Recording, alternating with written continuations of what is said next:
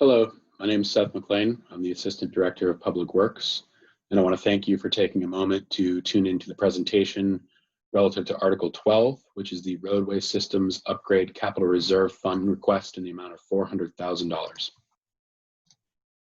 Article 12 this year reads as follows: to see if the town will vote to raise and appropriate the sum of $400,000 to be placed in the previously established Roadway System Upgrade Capital Reserve Fund. The Select Board recommends this appropriation by a vote of 3-0, and the Budget Committee recommends this appropriation by a vote of 8-0. For those less familiar with the pavement management program that began back in 2017, I'd like to provide a little background context for you. 3 years ago, myself and the Public Works Department, specifically Highway Department, were challenged by the Select Board, the Budget Committee, and Town Administration. The Select Board wanted to be able to provide answers on when paving would occur.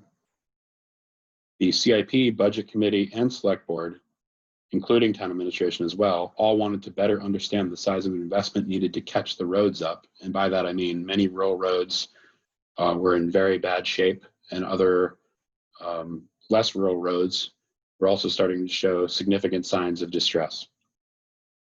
Town Administration also wanted the roads included in the town's asset management program, which the town has a robust asset management and GIS program started over a decade ago. But our roads up into recently were not included in that. And from a public works perspective, we needed a better way to plan and prioritize road paving projects based on empirical information using engineering standards. So our goals were clearly defined. First, we needed to better understand the current condition of the roadway network using engineering standards. Next, determine whether the operating budget of $450,000 was sufficient. If so, were we optimizing the use of those dollars? And if not, how much additional funding would be needed to address the entire road network? The town has traditionally budgeted $450,000 for all roadway maintenance money, and that's going back beyond 10 years at this point. Next, we needed to move away from antiquated paper and pen records and incorporate the road network into the town's GIS and asset management system. And last, develop a roadway paving program based on empirical findings, resulting in better prioritization of paving needs and cost savings through limiting the mobilization of resources and utilizing the right pavement preservation techniques at the right time. So to prepare, we attended numerous trainings about current pavement preservation trends. And in a nutshell, we learned what you see on your screen: how to determine and plan for the right repair at the right time. After a comprehensive selection process, we partnered with Beta Engineering out of Manchester. This was after discussing with many different software and solution providers. And the reason we went with Beta was because with no additional licensing into the future of software, we were able to own and integrate the software they provided. We would also be able to incorporate our findings using their system into our GIS and asset management system. They were able to provide field training to us, and we'd be able to utilize interns to help us keep costs down for future years' assessment work. So our pavement management approach, year one, prior to our first funding request at town meeting, was as follows. We needed to do a fair amount of back-end system work, which included GIS, inventory, and mapping. Our partnered firm Beta came to town and gave us field training on how to actually assess roadways using standards. That included myself, another member of staff, and some of our interns at the time. Once we completed the field inspection training, we actually did the field inspection, resulting in an existing conditions summary, or answering the question posed in the previous slide on where our current network stood. That resulted, of course, in capital improvement planning, understanding the work ahead of us and how to plan for that. And then ongoing maintenance it happens every year, where we reassess the roadway network. So a little additional history, now that you understand the context behind how we arrived. In 2016 and 17, We developed a plan after the questions posed to us by numerous boards, committees, and the public. We selected an engineering partner. We learned how to properly assess the roadways network. We completed our first town roadway network assessment, and we presented those findings in many formats leading up to the first year's town meeting funding request in 2018. First year's funding request was around $238,000 because we had received a one-time state disbursement, which allowed us to come in at a little bit less of a request that first year. In 2019 was the first season that we actually started putting our rehabilitative paving work into practice. It also was our second town meeting funding request, that time in the amount of $400,000, and we reassessed the roadway network again in 2019. Here we are in 2020.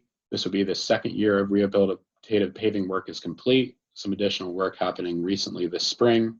Our third town meeting funding request, which is what I'm presenting now, and a roadway network reassessment, which is nearly complete at this point.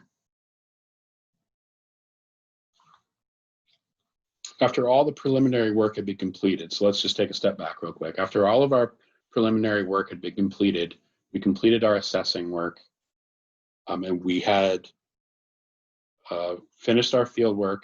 We learned that Peterborough's road surface rating on a scale of 0 to 100 was actually rated a 70.45. That means on a sliding scale of 0 being a completely dilapidated road to 100, which would be a freshly paved brand new road, our entire network, all miles culminating into a rating, came to 70.45. We learned that we had a backlog of approximately $4.5 million in expensive reconstruction, reclamation, and rehabilitative work.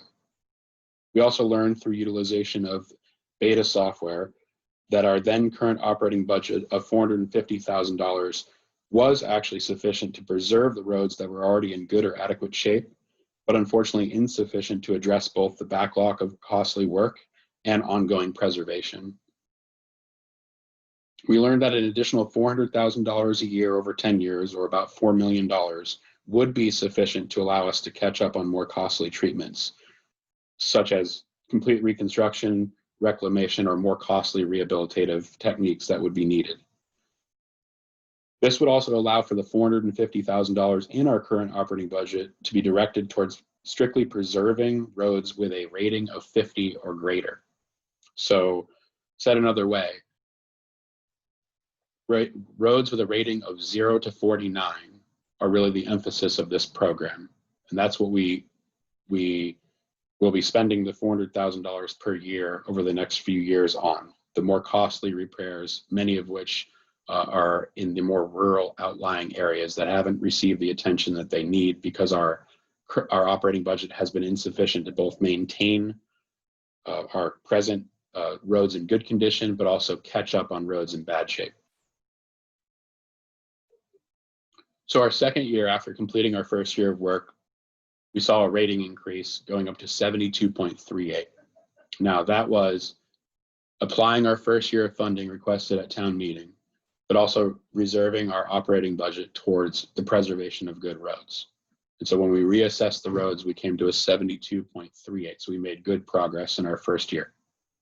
Our most recent reassessment, the present year, after doing our second year of heavy construction and preservation, has resulted in a 75.41.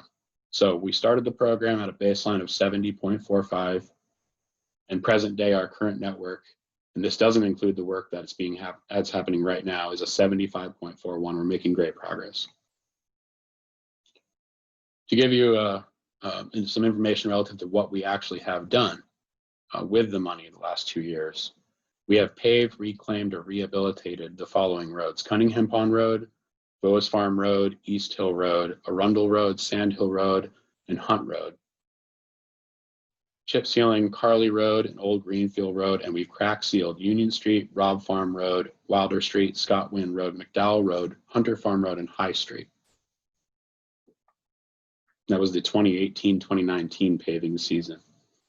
So if you look at this, that top box, paving, reclaim, and rehabilitation, those are the projects that this funding request, those are the types of projects that we're undertaking. So those roads were all rated anywhere from a 0, a completely dilapidated road, to a 49, a road that required more costly preservation techniques. The chip sealing and the crack sealing, those types of projects are funded through our present operating budget. The 2019-2020 paving season was even more busy for our department. Our heavy paving, reclamation and rehabilitative work, again, the money reserved from this warrant article, was Old Street Road, Gray Hill Road, Grant Road, Gulf Road, Crosby Road, Old Bennington Road, Southfield Lane, East Mountain Road. Chip seal projects, again, and crack seal projects listed, these are all being funded through the operating budget. So we're keeping our good roads in good shape with our road maintenance money in the operating budget. Our paving and reclamation are heavier and more expensive techniques are being funded through the warrant article and the ongoing program to catch up our roads that are distressed. And this is essentially how it works. As you can see on the left side of this graph, there's a scale from 0 at the bottom to 100. A 0 being a completely failed road, and a 100 being an excellent road. If you look slightly to the right of where it says excellent, and it says spending $1 on preservation here eliminates or delays spending $6 to $10 on rehabilitative or reconstruction here. This is important because essentially what we're saying is we're resetting the degradation curve, as opposed to our old technique, which was to allow roads to fall into complete disrepair. What we're doing is utilizing less costly preservation techniques on our good roads to extend the useful life. And those costs are considerably less than heavy paving. For example, to completely reconstruct a road can be in the neighborhood of about $45 a square yard. And if you think about the work that took place on Union Street a few years ago, it's that type of work where we have to do full flexible pavement section and completely take out the underlying materials and then put the asphalt back down. This is incredibly expensive work. But if you look at the very bottom, crack sealing, ditching, and drainage, this is the type of work that if we take a good road and we properly maintain it, we are talking about a difference of 50 cents a square yard versus $45 a square yard on the opposite end of the spectrum.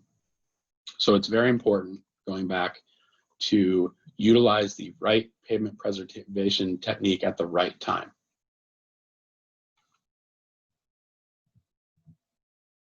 Now, one more thing on this slide. The first 3 bullet points are essentially the type of work that is being performed using the warrant article.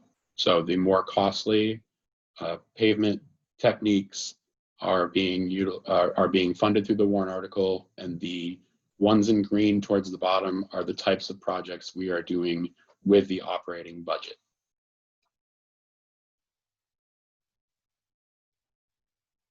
The current operating budget of $450,000 will be allocated to preserving roads that have already been reconstructed, reclaimed, rehabilitated, or in good condition. So these are roads with a rating of 50 or better. And so this essentially means we're going to keep our good roads good, and we're going to use our operating budget to do it. $400,000 per year over the next 8 years would be allocated towards catching up roads that require more costly treatments. And so again, these are the roads that, after applying engineering standards and doing full assessment work of each road, that resulted in a rating of 49 or less. So those are the types of pavement preservation techniques that include reconstruction, reclamation, or rehabilitative work. Again, our 2020 town meeting warrant request is for $400,000. This is the 3rd year funding request on a 10-year program. And I thank you for tuning in and hope you can make it to town meeting this year.